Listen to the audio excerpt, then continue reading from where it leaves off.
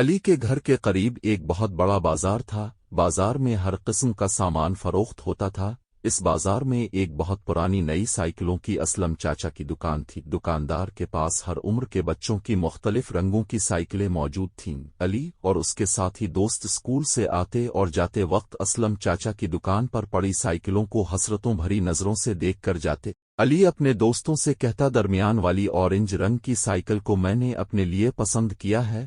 پھر دوسرا دوست علی کی بات سوان کر جواب دیتے ہوئے کہتا کہ بلیو رنگ کی سائیکل کو میں نے اپنے لیے پسند کیا ہے۔ پھر تیسرا دوست بولتا ہے، اگر کسی طرح ہم سائیکلوں کو پسند کرتے رہے تو اسکول کا وقت گزر جائے گا۔ جو سائیکل علی نے اپنے لیے پسند کی ہوئی تھی وہ ان سب سائیکلوں سے زیادہ قیمتی تھی۔ اسے علی کے ماں باپ خریدنے کی طاقت نہیں رکھتے تھے۔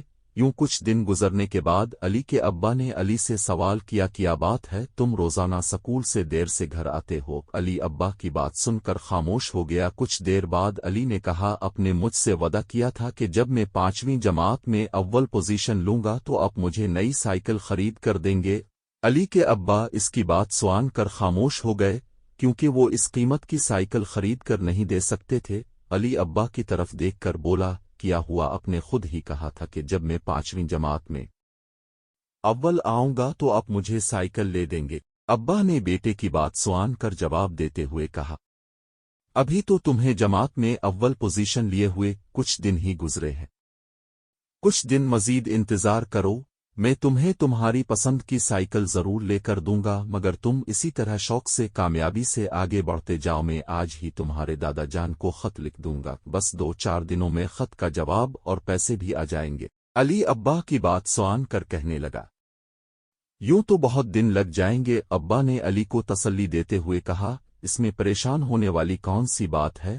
تمہارے دادا جان نے کبھی تمہاری فرمائش سے انکار کیا؟ علی مسکراتے ہوئے اپنے کمرے میں جا کر بیگ سے کتابیں نکال کر پڑھنے لگا۔ ابا جان نے بیٹے کو پڑھتے ہوئے دیکھ کر کہا، بیٹا اسی طرح شوق سے پڑھتے جاؤ اور آگے بڑھتے جاؤ۔ یوں کچھ دن گزرنے کے بعد علی کی والدہ نے باتوں باتوں میں علی کے ابا سے سوال کر دیا کہ علی روزانہ صبح سکول جانے سے پہلے سائیکل لے کر دینے کی ضد کرتا ہے، میں اسے کب تک یوں جھوٹی تسلیاں دیتی رہوں گی؟ علی کی والدہ کی بات سن کر علی کے ابا نے جواب دیا، بیگم اب کی ہر بات ٹھیک ہے، مگر اب تو اچھی طرح جانتی ہیں، ملکی حالات سے بخوبی واقف ہیں اور گھر کا نظام چلنا کتنا مشکل ہے۔ پہلے تو کسی فیکٹری یا کارخانے میں کام ملتا ہی نہیں ہے، اگر کام مل بھی جائے تو وقت پر تنخواہ نہیں ملتی۔ تنخواہ لینے کا وقت آئے تو فیکٹری کے مالکان بجلی اور ٹیکس کی باتیں کر کے ملکی نظام میں خامیاں نکالنے لگتے ہیں۔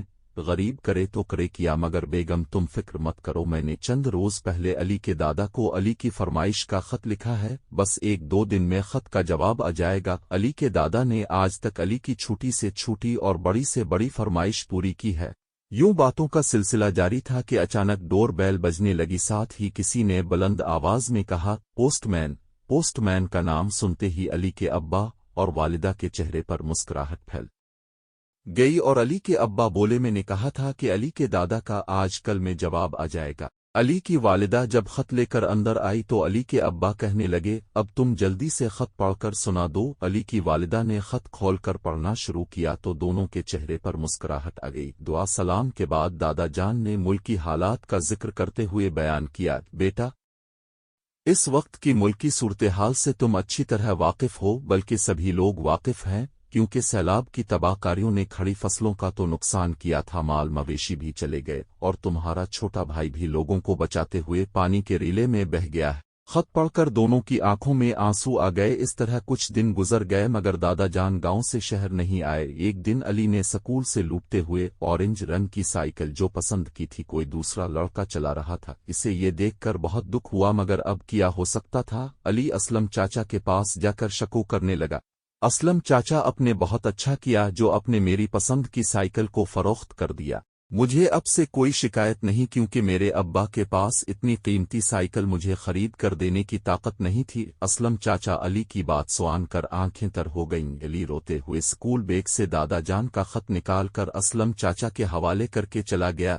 علی کے جانے کے بعد اسلم چاچا نے علی کا دیا ہوا خط پڑھا اور دل میں احساس ہوا کہ میری وجہ سے گلی محلے کے نہ جانے کتنے ہی بچوں کے دل کو دکھ پہنچا ہوگا۔ यूं असलम चाचा ने गिल्ली महल्ले के हर बच्चे को खुश करने के लिए हर लड़के को एक हफ्ते के लिए फ्री साइकिल चलाने की इजाज़त दे दी। यूं गिल्ली महल्ले का हर बच्चा फ्री साइकिल चलाकर अपना शौक पूरा करने लगा। असलम चाचा ने कहा, बच्चे खिलौनों से खेलते हुए अच्छे लगते हैं, आज के बच्चे कल का रोशन मुस्तकबिल है।